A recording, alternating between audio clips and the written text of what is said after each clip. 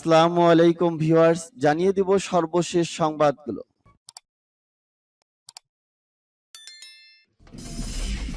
সংবাদের শুরুতেই জানিয়ে দিব সংবাদ শিরোনাম। ইউক্রেন জুড়ে সতর্কতা জারির পর কিয়েভে রাশিয়ার রকেট হামলা। আমেরিকাকে ঘেউ ঘেউ করা ভীতু কুকুর, বললেন কিমের বোন ইয়ো জং। সীমান্তে জার্মান পেট্রোল ক্ষেপণাস্ত্র মোতায়েন করবে পোল্যান্ড। ভারতকে উন্নত পরমাণু জ্বালানি প্রযুক্তি সরবরাহ করতে চায় মস্কো। সিরিয়া ইরাক সীমান্তে অভিযানে 254 সন্ত্রাসীকে হত্যার দাবি তুরস্কের।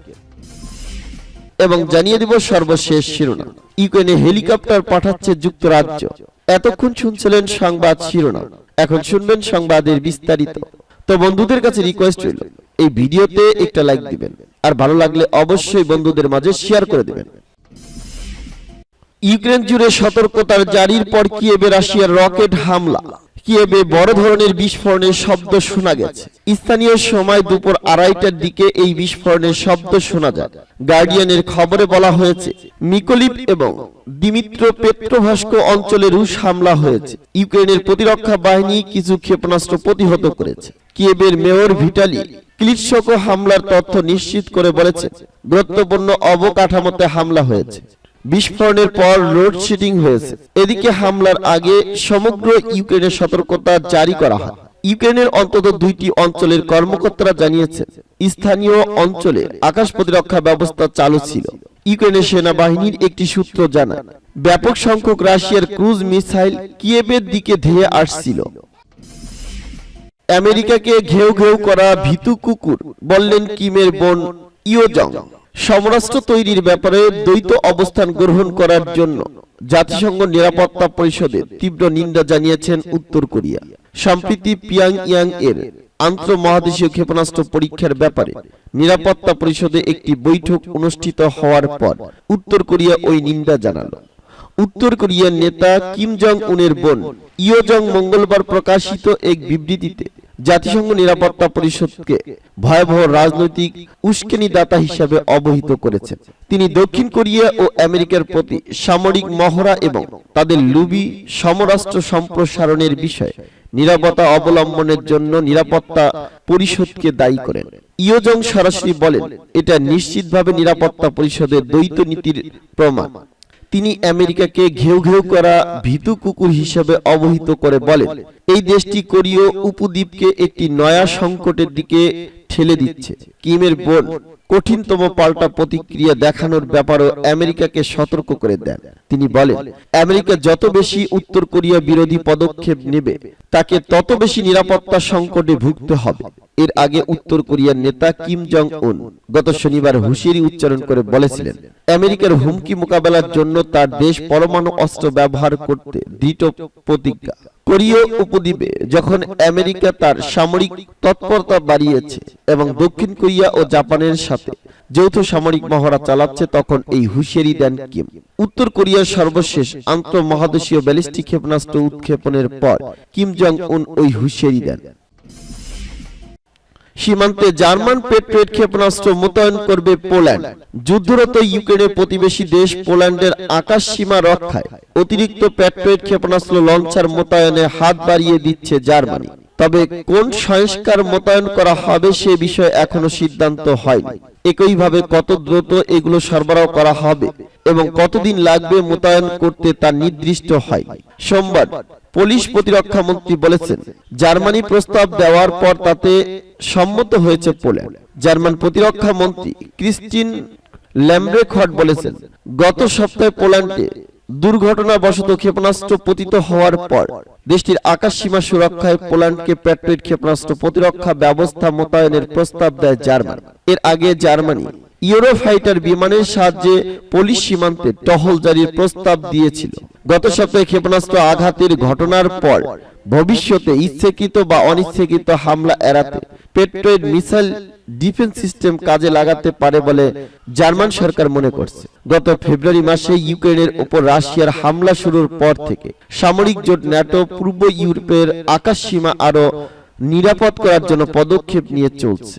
অক্টোবর মাসে জার্মানির নেতৃত্বে প্রায় 12টি ন্যাটো সদস্য দেশ যৌথভাবে একাধিক স্তরের এয়ার ডিফেন্স সিস্টেম গড়ে তোলার উদ্যোগ শুরু করেছে। শীতল যুদ্ধের সময়ে জার্মানি 36টি প্যাট্রিয়ট ইউনিট মোতায়েন ছিল।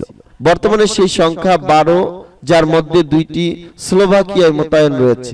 ইউক্রেন যুদ্ধের প্রেক্ষাপটে তাই যৌথ সুরক্ষার উপর জোর দিচ্ছে জার্মানি। ভারতকে উন্নত পরমাণু জ্বালানি প্রযুক্তি সরবরাহ করতে চায় মস্কো। ইউক্রেন যুদ্ধের আবহে গত কয়েক মাস ধরে ধারাবাহিকভাবে আমেরিকা সহ পশ্চিমাদের চাপ মোকাবেলা করে রাশিয়া থেকে অশোধিত তেল কিনে চলছে নয়াদিল্লি।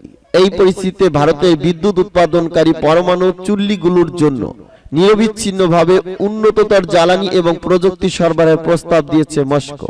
বর্তমানে তামিলনাড়ুর কুরুনকুমলে রাশিয়ার সহযোগিতায় তৈরি 2টি পরমাণু চুল্লি চালু রয়েছে। ভ্লাদিমির পুতিন সরকারের সাহায্যেই তৈরি হচ্ছে আরো 4টি পরমাণু বিদ্যুৎ চুল্লি।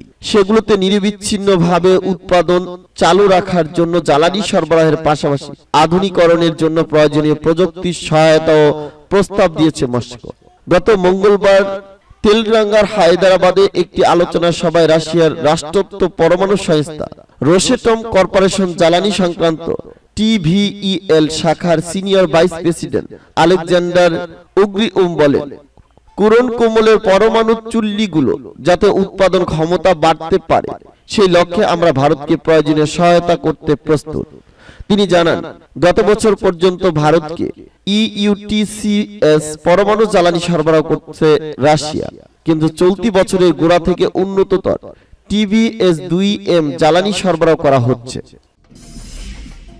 সিরিয়া ইরাক সীমান্তে অভিযানে 254 সন্ত্রাসীকে হত্যার দাবি তুরস্কের। ইস্তাম্বুলের সড়কে বোমা বিস্ফোরণে 6 জন নিহতের ঘটনার পর উত্তর কোরিয়া এবং উত্তর ইরাকে অভিযান ঘোষণা করেছে তুরস্ক।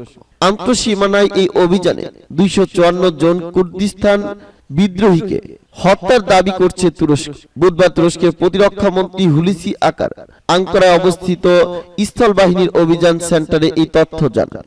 তুরস্কের এই মন্ত্রী বলেন, এখন পর্যন্ত 471টি টার্গেটে হামলা করা হয়েছে, 254 জন সন্ত্রাসীকে হত্যা করা হয়েছে। এর আগে গত রবিবার তুরস্ক ক্লোসওয়ার্ড নামে আন্তঃসীমানায় বিমান অভিযান শুরু করে। ইউক্রেনে হেলিকপ্টার পাঠাচ্ছে যুক্তরাজ্য। ইউক্রেনে হেলিকপ্টার পাঠানোর ঘোষণা দিয়েছে যুক্তরাজ্য। রাশিয়ার আক্রমণের মুখে ইউক্রেনের প্রতিরোধে সহযোগিতার অংশ হিসাবে সি কিং নামের হেলিকপ্টার সরবরাহ করা হচ্ছে।